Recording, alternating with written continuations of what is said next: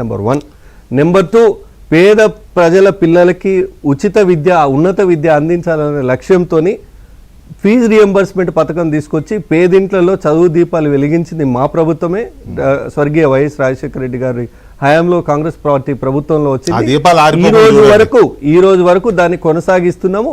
వాళ్ళకు కూడా మీరు నమ్ముతారా, ఏనాడన్నా మీరు 10 ఏళ్ల కేసీఆర్ పాలనలో ఇదే కాలేజీ యాజమాన్యం రేవంత్ రెడ్డి మహేష్ భయ్య నేను పాయింట్ ఏంటంటే ఇక్కడ రేవంత్ రెడ్డి మన కేసీఆర్ ఇది కాదండి, అదే మాట్లాడాలి. నాకు ఈ పాయింట్ ఆఫ్ హాస్పిటల్ యజమానులు వాళ్ళ వర్షం. నేను ఒకవేళ శ్రీధర్ రెడ్డి గారు మాయాములు ఆహా ఓహన్ ఆయన చెప్పినా కూడా ఇట్నే అడ్డుపడతా. ఒక్క మాట, నాకు ఈ రోజు వాస్తవాలు దయచేసి ఒక మాట, ప్రజలకు వాస్తవం కావాలి.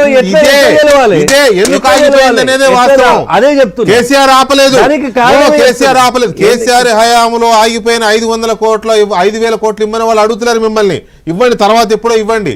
అయ్యా ఈ విద్యా సంవత్సరంలో ఇవ్వాల్సిన 1,200 కోట్ల రూపాయలు ఇవ్వండి అంటున్నారు. ఈ నెల ఆరోగ్యశ్రీ ఇవ్వాల్సిన 300 కోట్ల రూపాయలు ఇవ్వండి అని అడుగుతున్నారు. చూస్తుంటారు, మీరు వాస్తవాలు చెప్పుకునే అవకాశం ఇవ్వాలి. నేను చెప్తున్నా వాస్తవాలు, మీరు డ్రాగ్ చేస్తున్నారు. 8,20,000 కోట్ల అప్పులు చేసిపోతే మేము వచ్చినాక కట్టిన అప్పులే దాదాపు 2,20,000 కోట్లు ప్రతి నెల. ఒక్క మాట చెప్తా, తెలంగాణ విద్యార్థులకు పేషెంట్లకు ఇవ్వకుండా ఎన్ని లక్షల కోట్ల అప్పు కడితే దాచుకునేది మినిమం వసతులు కదా, మినిమం సౌకర్యాలు. కాలేజ్ మేనేజ్మెంట్ మమ్మల్ని తప్పు పట్టలేదు, దయచేసి మీరు గుర్తించాలి.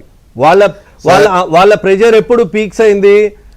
మొత్తం 7,500 కోట్ల బకాయిలు ఉంటే 5,500 కోట్లు కేసీఆర్ పాపమే అయి ఉండొచ్చు. ఆరోగ్యశ్రీ మీ మెడ మీద కత్తి పెట్టి ఆ 5,500 కోట్లతో సహా కలిపి ఇవ్వండి అని వాళ్ళు అడగట్లేదు మిమ్మల్ని ఇమీడియట్ గా మాకు ఈ విద్యా సంవత్సరం బకాయిలన్నీ ఇవ్వండి మహాప్రభు, మేము బొచ్చబట్టుకుని రోడ్ల మీద తిరుగుతున్నామని అడుగుతున్నారు వాళ్ళు. నేను చెప్పేది కూడా ఈ 2-3 నెలల ఆరోగ్యశ్రీ డబ్బులు ఇవ్వండి, హాస్పిటల్ అన్ని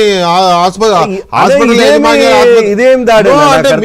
వాస్తవాలు మాట్లాడకపోతే వాళ్ళ వర్షన్ విన్నారు కదా, మా వర్షన్ కూడా వినండి. ఈ వర్షనే అడుగుతున్నా, ఇంత గొడవ జరుగుతున్నా మిమ్మల్ని అడుగుతున్నా. మీ బడ్జెట్ ఎంత?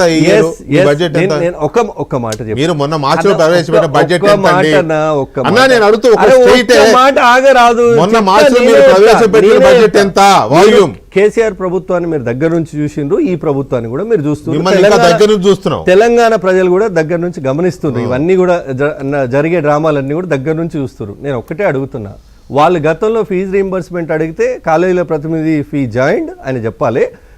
గతంలో వాళ్ళు ఫీజు రియంబర్స్మెంట్ అడిగితే వాళ్ళ మీద విజిలెన్స్ దాడులు చేసి వాళ్ళని భయభ్రాంతులకు గురి చేసి ఇప్పుడు మేము పిలిచి మాట్లాడుతున్నారు. బహిరంగ సభలు పెట్టి మేము పిలిచి మాట్లాడుతున్నాం. ఈ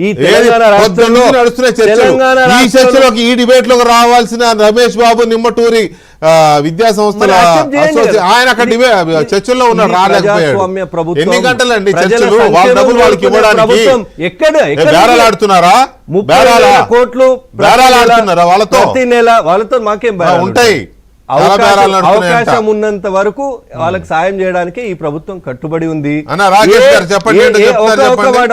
ఒక మాట 30,000 కోట్లు ప్రతి నెల ఈ ప్రభుత్వానికి ఖర్చుంది. 18,000 కోట్ల ఆదాయం. ఆగన్నా ఒక్క నిమిషం ఆగు, రాకేష్ గారు మీరు చెప్పినప్పుడు విన్నాను కదా. 18,000 కోట్ల ఆదాయం ఈ రాష్ట్రంలో ఉంది. 12,000 కోట్లు ప్రతి సంవత్సరం అప్పు చేస్తే ఆ 18,000 కోట్లలో 6,000 అప్పులే. నువ్వు ఎన్నికల్లో చెప్పిన మాట ఏంటి, ఇప్పుడు చెప్తున్న మాటలు ఏంటి? మేము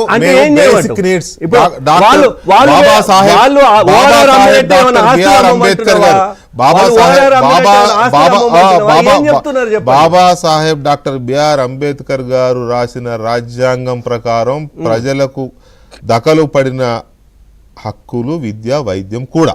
100%. ఆ విద్యా వైద్యము ఇవాళ రెండు ఒకేసారి సమ్మెలోకి వెళ్తున్నాయి. రోడ్డున పడుతున్నాయి. సో దాని మీద నేను గతంలోకి వెళ్ళొద్దు, ప్రజెంట్ సిచ్యువేషన్ అనలైజ్ చేయండి అని అడుగుతున్నా. శ్రీధర్ రెడ్డి గారు ప్లీజ్ మీ రియాక్షన్. గతాలు వర్తమానమే ముఖ్యం, గతాలు కాదు. ఎందుకు అవతల లూటీ చేసిపోయి ఖాళీ ఖజానా ఉంటే మీరేం చేస్తున్నారండి? మీరేం చేస్తున్నారు? Let them speak also please. Yeah, Sridhar Reddy గారు ప్లీజ్. ఇప్పుడు మీరు ఇంతకుముందు వ్యక్తం చేసిన అభిప్రాయం నేను కూడా చెప్తున్నాను. యా, ఇంకొక 2 నెలలు అయితే 2